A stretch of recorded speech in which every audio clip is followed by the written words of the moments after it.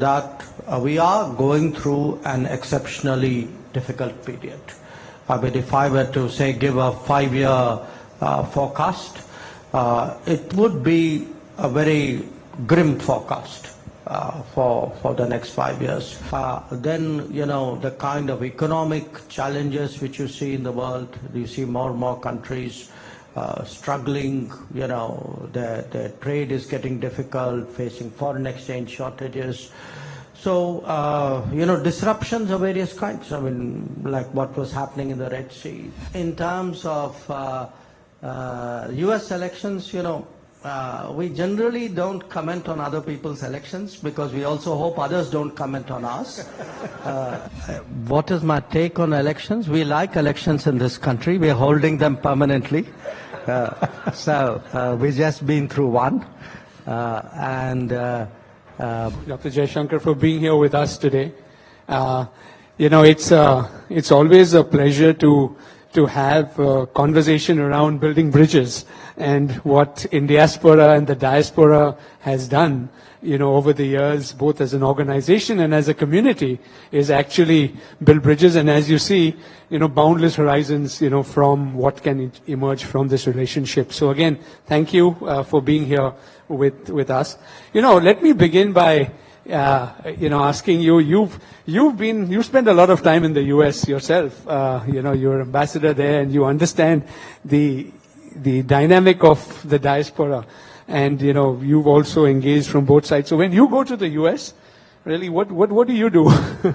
Meet the diaspora. What do you enjoy doing in the US, which you only do in... No, but look, I went to the US the first time early 80s, and I don't know how many of you from India would have been there that early, and it was very different. I mean, you didn't have that many Indians.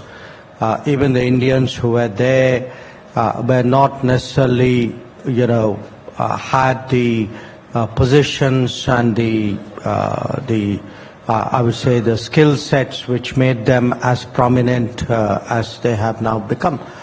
So in that sense, our own branding in American eyes was very different then, and the community itself was relatively, you know, they were in certain narrow pockets doing a few things. So it's actually been a sea change, and you know, so when you ask me what do I do when I go there, I mean a lot of it is really, you know, catch up with friends. And you know, I mean, the US is the US. There are some things in the US which are very peculiarly American. I mean, you don't get it anywhere else, including, I mean, it could be American food. It's, you know, I mean, there are a lot of things. Don't get me going there. No, thank you. You know, it's I just wanted to kickstart that before we get into, you know, more serious stuff, because, you know, there's so much going on in the world, Minister, nowadays, and, you know, you've talked about, you know, a fast-changing, disruptive world, so many things happening. So how do you see, you know, the world? I know you've just come back and you're meeting so many people around the world. And before we go deeper into the diaspora, your view on the world today and really what's on top of your mind? Well, look, if you ask me my view of the world, I'm an optimistic person, and generally tend to think of solutions to problems rather than the problems which come out of solutions. But I would say with you know, a great deal of sobriety that we are going through an exceptionally difficult period. I mean, if I were to say give a 5-year forecast, it would be a very grim forecast for the next 5 years. And there, I think the answers are there. I mean, you know, you have what you see happening in the Middle East, what you see happening in Ukraine, what you see happening in Southeast Asia, East Asia. the continued impact of the COVID, which those of us who have come out of it take for granted, but many have not come out of it. Then, the kind of economic challenges which you see in the world, you see more and more countries struggling, their trade is getting difficult, facing foreign exchange shortages. So, disruptions of various kinds, like what was happening in the Red Sea, climate events which are no longer, just news. They have globally disruptive consequences, sometimes entire regions of countries being basically made dysfunction because of a climate event. So if you ask me, if you connect all these dots and say, okay, what do you see?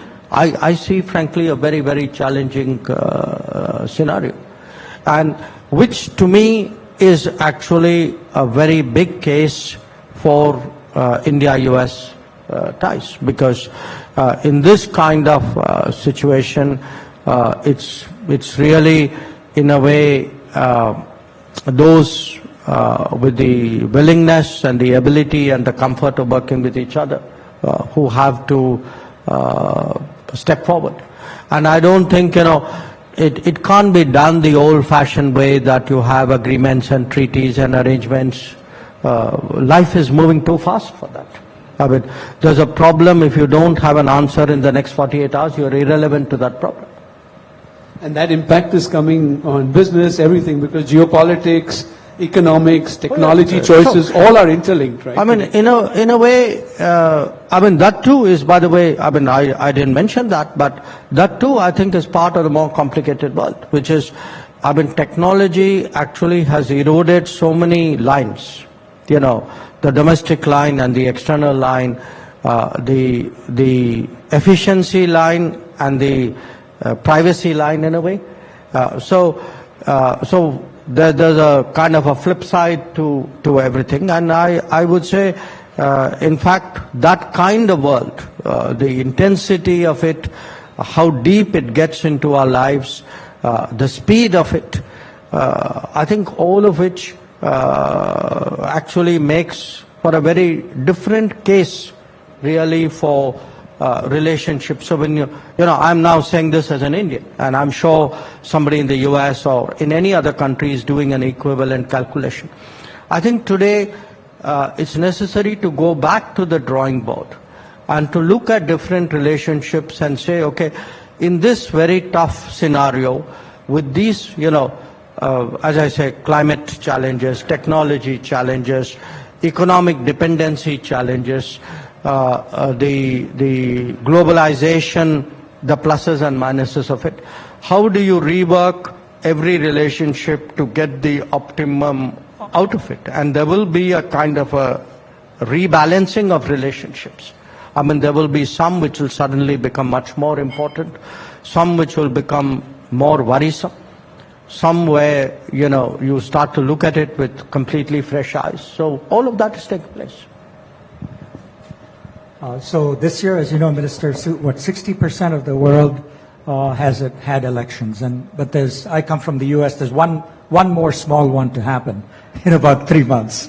So what is your take in general with the U.S. elections, and how is India prepared for it and to deal with a new administration?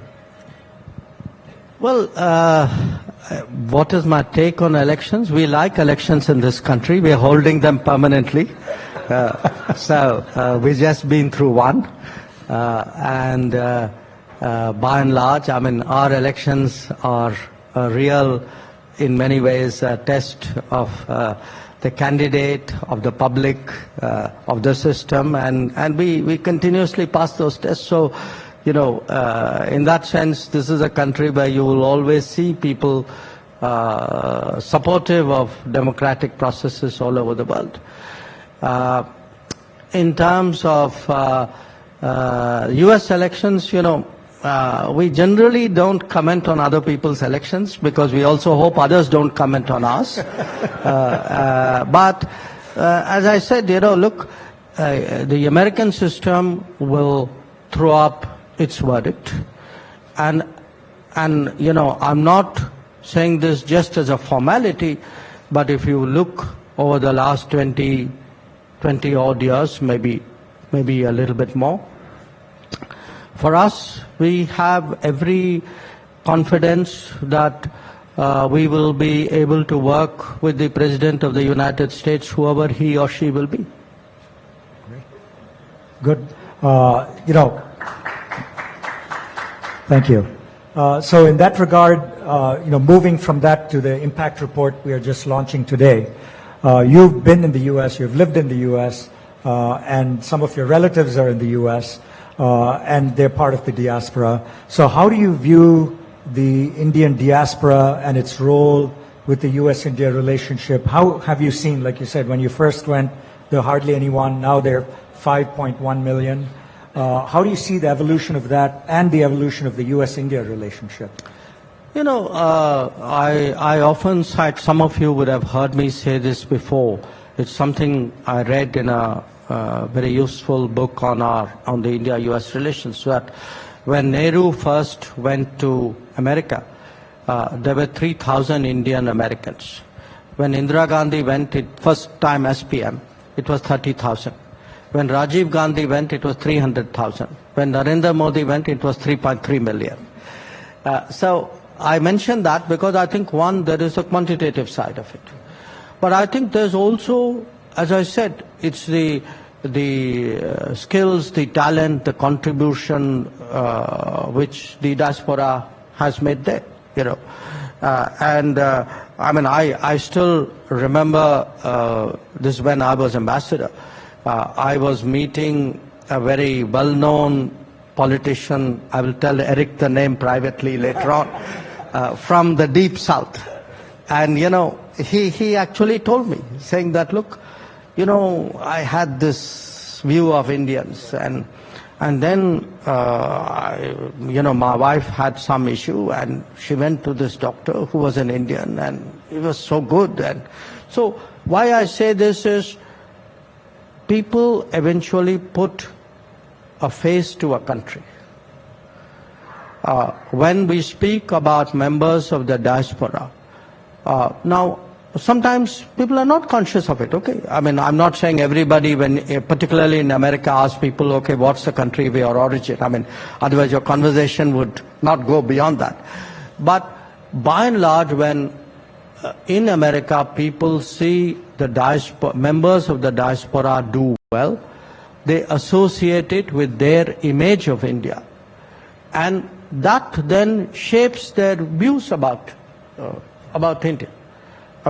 It is true all over the world, but I would say it is particularly true of the United States, because the United States in many ways is a very unique society, and because it has immigration from so many different sources. It has a way of using its immigration flows to also create a kind of a foreign policy metrics. And I think in that, the diaspora for us has been a very positive factor. In the last, let us say, if we take the late 90s, really as when India-US relationship started to change course, you could say, pick Clinton's visit to India just as an easy reference point, and then take it on from there. No question, it's, the geopolitics, end of the Cold War, all of that mattered. But I also think that a very equally powerful parallel happening was actually the growth, H-1B did as much as the end of the Cold War to shape India-US relations. So, the diaspora, you're talking of how they've impacted the US. But, Prime Minister Modi and the government has a very ambitious Viksit Bharat plan, long 20 years, progress for India and our transformation here to a developed country. How do you see the role of the diaspora? And, diaspora, different countries is different, particularly American diaspora, but even around the world. What role do you see the diaspora playing in shaping the future of India? Look, it's not an easy answer to give because it varies, obviously, country by country. It varies time to time, varies domain by domain. Again, if I were to do a sort of a broad comparison of diasporas in America, and that's a little presumptuous of me because you people are the diaspora. But what is perhaps a little bit unique about the Indian diaspora, I mean, let's compare it to every other significant ethnic group which came into the United States. I don't think any other major diaspora flow kept as deep a connect with the land of origin as the Indian did. I mean, if you were definitely, we're not even talking of the Irish and the Italians, it was a different era, But if you take, let us say, a lot of the other diaspora flows were people who left their country in adverse political circumstances, people who left us in difficult economic circumstances, societies where there were tensions between the diaspora and the home system, In our case, none of that has happened. In fact, actually, the diaspora and the home country, country of origin, you can say, bonding, has only got deep. And also, I think somewhere, because there is a certain, you could say, an Indian cultural sort of cultural system at work, it has also got, because by now you have, in many cases, third generation diaspora out there. Now again, in many other cases, the dilution of the original identity has been much sharper. That hasn't been, that's comparatively not the case. So I would argue in many ways, actually, the Indian diaspora is quite unique, and because it's unique and because it's kept this bonding so strongly, that I think it's a very powerful bridge. And I'll tell you why I think it's particularly relevant now. If you ask me in this very complicated world, if I were to pick a single issue which I believe is exceptionally important for the relationship and for the world for the next 5 years, I would actually pick in the broader sense, the digital collaboration, the ISET, the AI. I mean, you take the most expansive thing, and it'll just make you happy coming from the Silicon Valley, okay?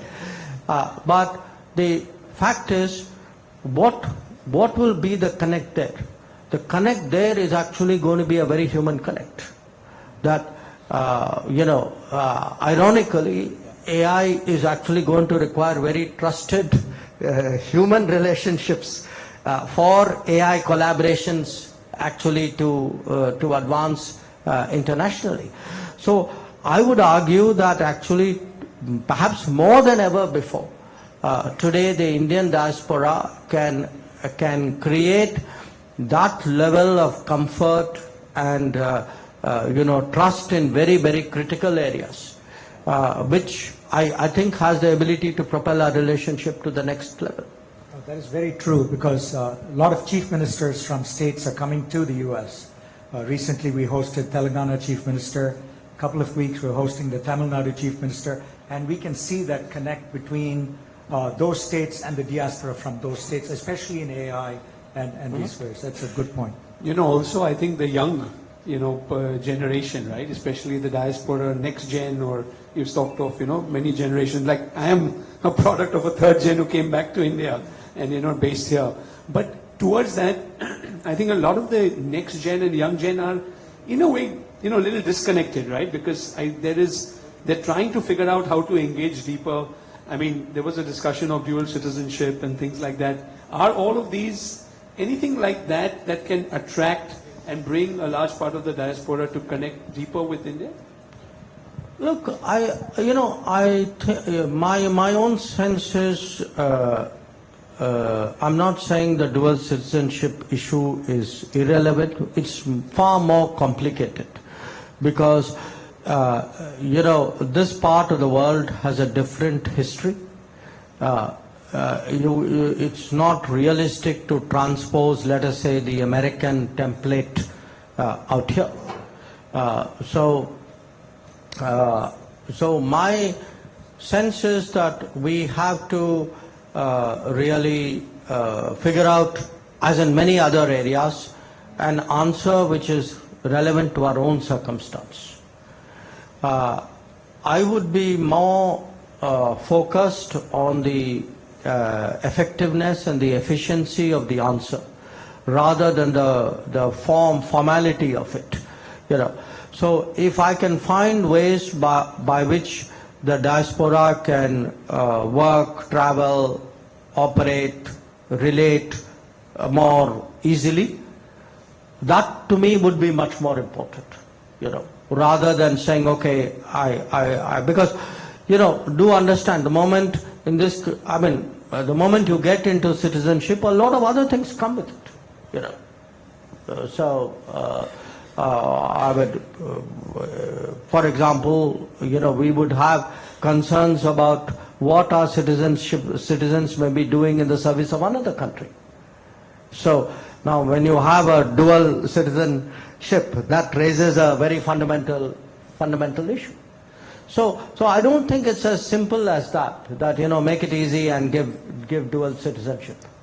But I take the basic point, which is that the diaspora will want, and I think legitimately will expect that, as our relationship, India and US, gets closer, that it becomes much easier for them.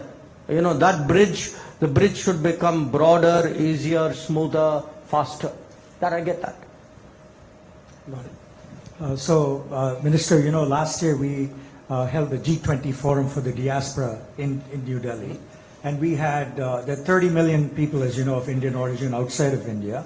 And we had 300 leaders from 26 countries come to Delhi. We had a wall of flags to represent different countries. And next year we're announcing the Indiaspora Forum for Good, where we want to convene 500 leaders of the diaspora coming together.